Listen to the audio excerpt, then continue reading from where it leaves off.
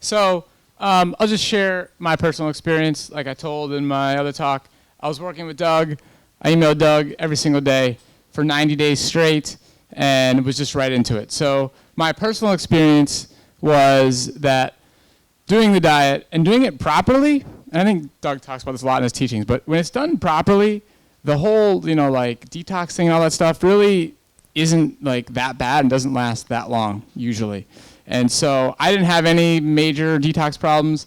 And as far as like sticking to it, I had a reason. I was super motivated. Every single day I'm sitting there saying like, I'm going to reverse type 1 diabetes. I'm going to figure this out. I'm going to do this. My body's healing. So I've always had that reason. And that's why it's been so easy for me to stick to this.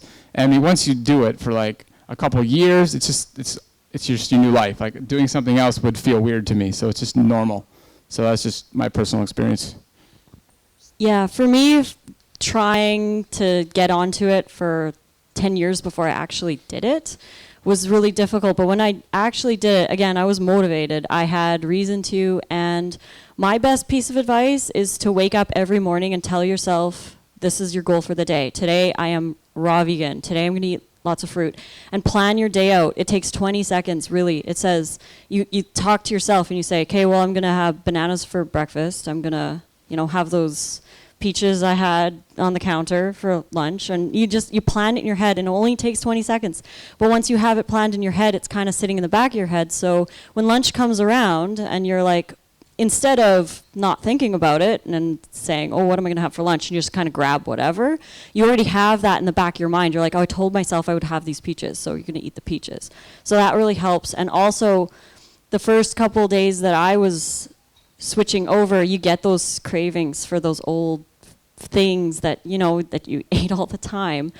And for me personally, I remember one time it was like 11:30 at night, and I was just kind of laying in bed, and I had this intense craving for Chinese food because that's what I ate a lot of before.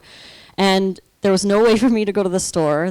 Everything was closed, and I was laying in bed, and I should be sleeping, but I had this intense craving. So what I did personally, and it seemed to really work, is everyone says always, like, don't imagine what you want because you're going to want more of it. But it's actually the opposite that I found for me.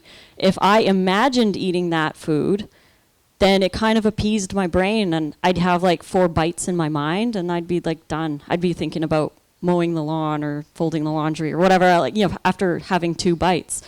So I found that helped me a lot get through those mental cravings, because that's really what they are. They're just in your mind because you grew up eating it. So. So for me, I was already vegan before I went raw vegan. It wasn't a path I chose. It was just I didn't even know anything about raw vegan, how to be raw vegan, because the 80-10-10 diet wasn't out yet, the book. Yeah, you should have been a year earlier, Doug. But basically, I went raw vegan after hearing Doug's Perfect Health program, which was a 12-hour audio program, which was available. I heard that and just went raw vegan overnight, and I didn't know anyone else doing it. I lost about 9 pounds probably of weight over the following months as I was learning to eat enough. But then soon after, I put that same amount of weight back on, more in form of muscle, and just by eating larger volumes of food, just getting my weight back. I'd lost some water weight and some fat, and replaced it with a kind of leaner, trimmer body. Not that I was ever overweight. And then because when you asked the question, I was thinking, well, which transition? Because I fell off the wagon a few times and had to kind of transition again. But I found I couldn't really stay 100% raw vegan for years at a time, while I still had some blocked issues in my life in terms of an unfulfilling career and relationship issues that I hadn't worked through. And so those issues would kind of bring me down emotionally from time to time. And in that vulnerable state, I would go and throw my face into piles of fried vegan garbage food, street food, and basically hurt myself and numb and dull my feelings so I didn't have to think or feel. And then I had to find my way back out of that again. But eventually I got there. So it was a long process. Yeah, as some of you might know, I went out and I bought a bunch of pineapple and I ate them. I couldn't eat pineapple. It's but like in relation to Melissa, I also used to think about, to imagine what it would be like to eat it, but I didn't stop there. I imagined what I would feel like afterwards, and I would imagine what I would feel like after having eaten a lot of crappy food, as he says, and it immediately put me off, and I didn't want to eat it anymore because I don't want to be in that state. So.